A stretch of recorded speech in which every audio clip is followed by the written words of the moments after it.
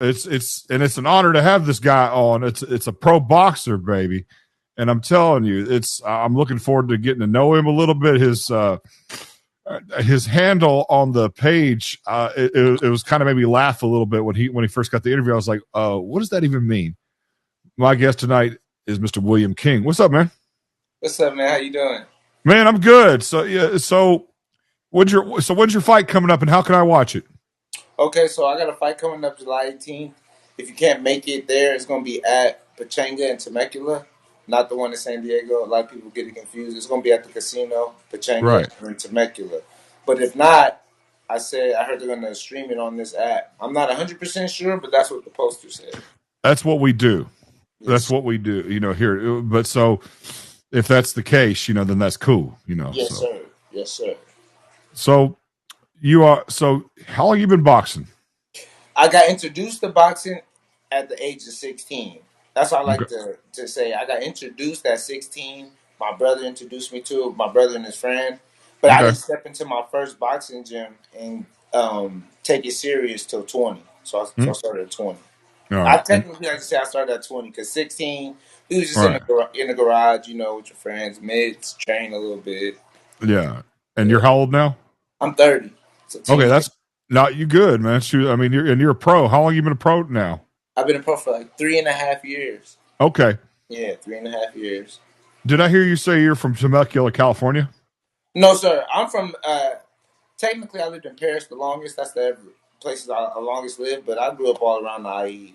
I lived in Riverside, Lake Elsinore, Menifee, Corona. But the longest Paris is where I stayed. Paris, California. Yeah, Paris, California. Okay, I'm not familiar with that. Okay, so I have yet to step foot in the state of California, so that's cool. Oh, okay. Oh, yeah. So you for sure don't know about Paris. This is a small town. No.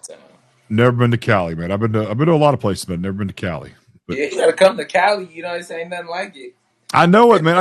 I'm not one of those guys that likes to party, so anymore, or I mean, like, and I've never been that guy that likes to travel places just to party. Like, I have to have a purpose, There gotta be a reason. Like I was telling you that I may be taking a trip down to New Orleans, right? That's a party city, and but I'm not going down there to party. You know what I'm saying? I might they got the power slap competition. But I may go down there and have a good time at some nightclubs or something like that. but I'm not going to go down there simply to go party. Does that make sense? Yeah, if it presents itself, you will though. Right. I have to have a purpose for things. Like I'm the same way. I just got back from South Carolina where they have excellent barbecue, but I didn't go down there for the barbecue. I went down there for another purpose, and then I just happened to enjoy the barbecue that they were talking about. So right. That's crazy. Okay. That's crazy. So. Are you married with kids? No, sir. I'm single right now. Nothing wrong with that. No kids either. No kids yet, but I do. Oh man, that's because you ain't. That's because you ain't slipped. Yeah. I do want some though. I do want some soon. I would like to see how a younger me grew up, or give them maybe different stuff that I didn't have. So that's definitely in the future. So what about? So as far as pro boxing goes, man, like, I mean, 3.5 years, I guess you probably haven't main evented yet, have you? No, I've been close, but not yet. No, not yet. Don't matter. Just do your thing, man. But yeah, I've been close. I've been like co-main, and I've been co-main before, but never. Right. What is your weight class? I'm fluctuate. See, like I said, with me starting late, I really didn't know my body. You know what I mean? So I fluctuate between 130, 137, 38. I never took a fight higher than 38. Okay. But I fought at 30, from 30 all the way to 38. I mean, no, I get it. And that's not knowing your body. Absolutely. I mean, I know guys like Kenny Florian from the UFC, man. He started out at 185 and then ended up going to 245. I didn't know a guy could lose 40 pounds. Dang, yeah. Dude. That's the part they don't tell you. Yeah. Well, I just didn't know his body was capable of doing that. He fought for the title at 155 and he looked great there. But then all of a sudden he cuts like 10 more pounds to fight at 145. I'm like, no, I didn't know you could do that. Yeah, and then UFC, they got that weight cutting down to a science, those UFC guys. Yeah. They do it good, man. They got it down to a science. They do. I mean, and it's weird because, and I like it because, I mean, no, and not to disrespect the sport of boxing, but I can't keep up with 16 different weight classes all the time. It's hard for me to memorize. Hey, that's how that's a little politic we get. It is a lot. And some of them is separated between like what, 4 or 5 pounds? Mm-hmm. Yeah, exactly. I mean, yeah. I mean, how many different weight classes did Floyd Mayweather win the title in? I mean, come on. 6, right? I think 6. That's what I'm 5. saying. Yeah, 5 or 6. See what I'm saying? I mean, you know, Yeah. all the guy had to do was eat a sandwich and he would be in another, you know, weight class. So That part. or he'd go take the biggest deuce in the world and then be in another weight class. So it's like, like 130 and 135. Like it's only 5 pounds apart. Yeah, exactly. So I mean, you know, so it's hard, and you know, in MMA, it's about every 10 to 15, 20 pounds. So yeah, you know. That's like a little bit more. That's why it's not so many weight classes. Yeah. Yeah, exactly. I mean, yeah. I'm telling you. So tell me about your opponent. Do you know anything about him? No, I really, with the opponents, I used to try to dig everything deep down and try, but then when I learned from pros and as I got better, I don't like to know too much about them or not too much about them because at the end of the day, so I feel like you should just focus on yourself. If you do everything you can do and then you train as hard as you can and you really, really believe yourself, I mean, at the end of the day, he got 2 hands just like you got 2 hands. So, right. You know what I mean? But I do know, I did look a little, always watch a little footage because, I mean, I have read the book of Art of War, so they definitely I've read. He's a back foot fighter. He stays on his back foot like the counter. You know what I mean? Just, you know, step back a little bit, try to counter. More of a thinker type fighter. Right. And, you know, I've read The Art of War as well, and I get it. And if you lose a fight, sometimes you have to take a step back. Yeah, definitely. Good book. I haven't read it in 10 years, but yeah. It's been a while, but I do remember the key points. It's been a while since I read it too. Good book, Art of War. But I'll tell you, man, you know, one of the things about boxing too is that, you know, obviously it's a very technical sport, but are you more of a boxer or are you more of a brawler? Yeah, I'm more of a boxer for sure. Yeah. I consider myself definitely a boxer, more so, you know, hit, not get hit. Right. Definitely, I feel like I'm that type. But I feel like I do good because I've been watching a lot of footage of myself lately. I was telling people, I used to always try to watch, like, my favorite fighters and, like, try to, just like, okay, I'm going to be like him. Okay, I'm going to be like this. Like, I want to do what he do. But recently I've been watching myself to try to perfect myself. And I noticed I do not better, but I do real good when I come forward. I do, but me, once I go out the bat and say round 1, we touch gloves, oh yeah, I'm going to box you. I'm going to come out jab, feint, you know.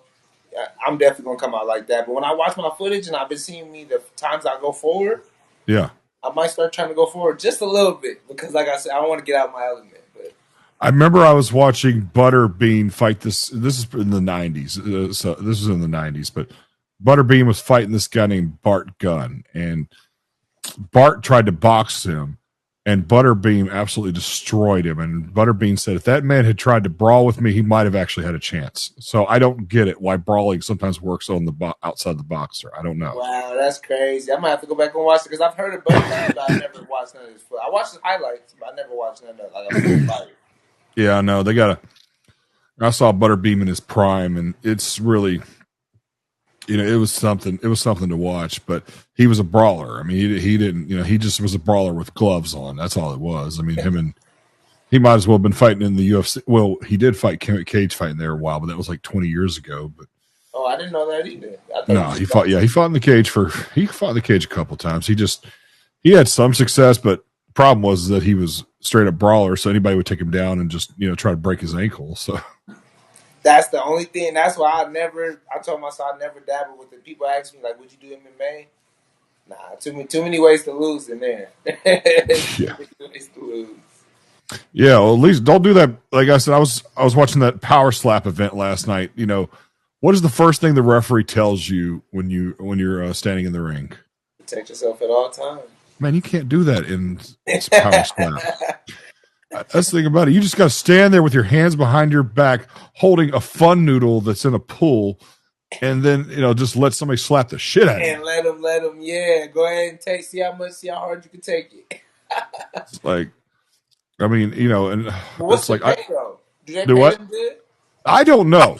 I'm trying to get a couple of guys on there that are actually competing in that, and I'm in the process of getting one right now, and I'm trying to get actually the guy who was the light heavyweight champion. I think it was Oh, maybe. dang. I think he's the light.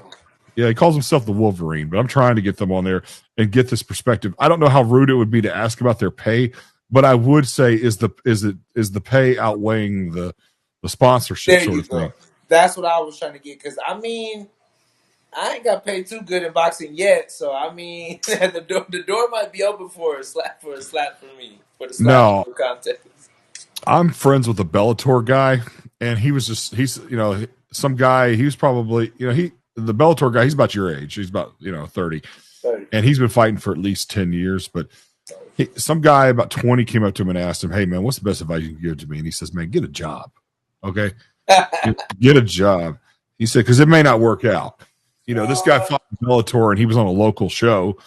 He still loves it, and that's why he does it. But he's just like, don't expect it to maybe work out financially all the time, Yeah, definitely. I hear that, because I thought coming in, I'm like, oh, when I get one fight, I'm gonna get this much, and then I'm gonna get another fight, I'm gonna get this much more, and this much more, and this much more, and nah, it don't work like that. No, the world will let you know that sometimes you do things because you love it. If I pick up a guitar and play a gig, I'm not there because I'm expecting to become a big millionaire rock star. I'm doing it because I want to play the guitar. Definitely. No, definitely.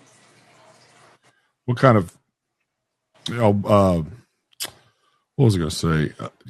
So no lady in your life. So that's good.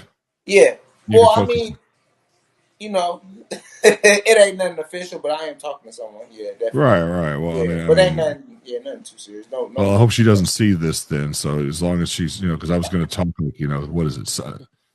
I'm not sure what the term that I would use is, not your main squeeze, but No, we good, G. We good. that's cool, man. Because no, it's amazing when I talk to some of these guys. Like, I just laughing because I was just thinking about a fighter. He had this girl with him, and he had this girl with him who was cornering him and everything, and they were clearly together. But then after the fight, he goes, "Hey, baby, I got to go home to my wife. Let's go."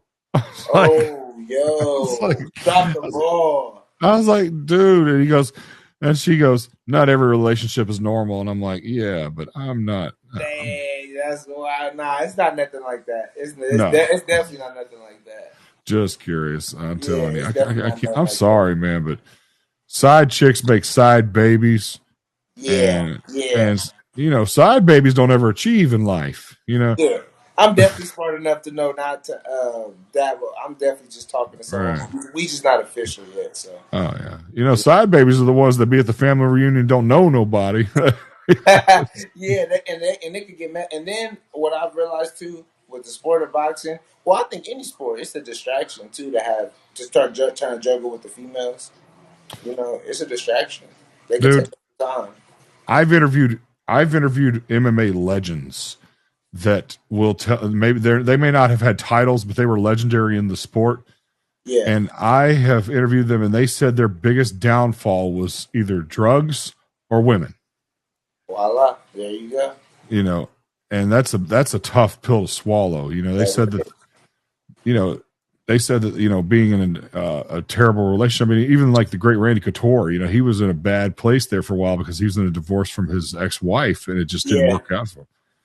So I try to tell all these fighters, now you're not a kid, so I'm not going to sit here and you and I aren't that far apart in age, but I'm not going to downplay it at all as you being a kid. But if somebody was like in their early 20s or something like that, I'd be telling them, look, man, let that shit go for a while, man. They don't need to be. I promise you, man. Look, Mike Tyson he practiced semen retention, and he did not release himself for 5 years and that was during his time that he was like coming up in the title world and stuff like that, getting his belt. Yeah. And it's some sort of sexual transmutation thing or whatever. So I'm not 100% familiar with it. I'll have to read more on it. Mm-hmm. But the point is that, win your world title and let the women chase you, Voila. Because they ain't going nowhere. Remember, they always tell me that. They ain't going nowhere. And you're not going to get too old. You're not going to get too old. I mean, depending on who you are, of course, Definitely, definitely. I mean, Al Pacino just had a baby in his 80s, for crying out loud. We did? I didn't know that. Yeah, he sure did, man. Him and I think Robert De Niro did too, if I'm not mistaken. So, Dang, he's still working down there, huh? oh, I'm telling you, hey, man, keep on living. Keep on kicking. I mean, Dang. I'm sure the baby's blood is part Viagra, but Man, God, it's for sure something in there. no, man, I'm telling you. So what is the goal? Are you wanting to try to do boxing full time? The goal right now, I say for me is, especially after coming off. If you don't know, you probably did the research and see I'm off. I'm coming off 2 losses and a draw. That'll be like my last 3 fights. No. It'll be 2 draws and a loss. My last 3 fights. And so right now, I just want to, honestly, as far as right now, I just want to, July 18th, I want to get back in the win column. Right. It's been a little while since I won. So if I could just get back in the win column, then I think I'll track back onto my. I want to fight, because keep realistic goals. Fight for a title, not world title yet. But after I get a win, my goal probably just fight for a title. And then after that, then yeah, we'll see. Then world title. Then I'll start talking about the world title. But I definitely, like I said, I take boxing serious. I know it's a hard sport, and each time I get in the ring, I realize that like this sport's harder on the outside. It's harder on the inside than it is on the outside. So Right. I'm definitely still learning. That's the thing about me. I'm 30, but I only been a pro for 3 years. I only been boxing for 10 years. I know a lot of my pro friends. They like 22, and they've been boxing for 15 years. Or they 20, 25, and they've been boxing for 15, 12 years of their life. They got more experience than me. So I'm Right. still learning in the game. So Right. I'm not trying to go too slow, but I am taking it a step at a time. Let me get a win, and after that, you know what I'm saying? No, nothing happens in a day. It's a day-to-day process. Day-to-day process, day-to-day I'm telling process. you, that's the biggest problem with planet Earth right now, especially in America. People want things now, and people are rushing, thinking that it's going to be too late. Yeah. That's That's what the it's big. on.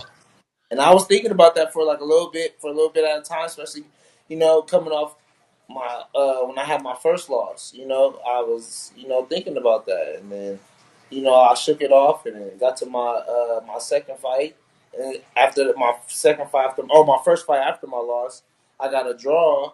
You know what I mean? Because I shook that off, and after I got a draw, it started clicking in again. Like, dang, I'm 28. Dang, I thought I was supposed to go undefeated because I went 5-0 before I lost. So, I was like, supposed to go undefeated, man. Is the time ticking? You know what I mean? So I went through that process too. I'm with you, man. So, is there anything that you're doing right now? You said you came out from a loss and a draw. Yeah. Is there anything now that you are doing differently than like that's kind of woke you up? Said, I got to do this so that I can prevent this from happening. Oh, for sure. And that's another thing why I haven't given up on myself yet. Because I'm like, yo, I'm still learning a lot. It's a lot of stuff I've been doing, especially from even my first loss. I've been working on. From my first loss, the first thing I can honestly say, I started working on the mental part of the game. I was always three. Mind you, I've only done 4 round fights in all of my. That's another reason I didn't get discouraged. All of my 9 fights have been 4 round fights, so I really don't get warmed up until like round 3, 4. I tell everybody all my wins and all my losses, every fight, win and loss, third and fourth round is my best round. Because I'm a slow starter. You got to know yourself. In the gym, after round 4 on, oh yeah, it's my show. Round 1 and 2, 1, 2, maybe 3, you might be getting me. You might be like, all right, it might be even. You might not think I'm, doing nothing. But then when we get to round 6 and 8, now it's like, oh, you wilting. Now you're thinking about not quitting, but now you're like, oh, you in deep water. So with the 4 round fights, I've been thinking. I said, you know what? I'm gonna work on my mental. I was always like going back to what I said, I'm gonna do 3 workouts today.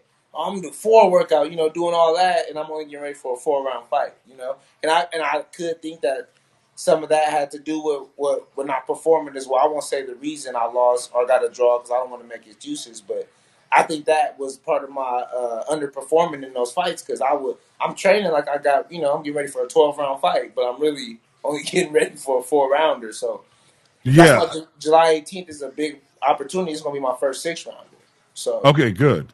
Yeah, no, and yeah. like maybe things will work out in your favor, like you said, if you're a slower starter and stuff like that.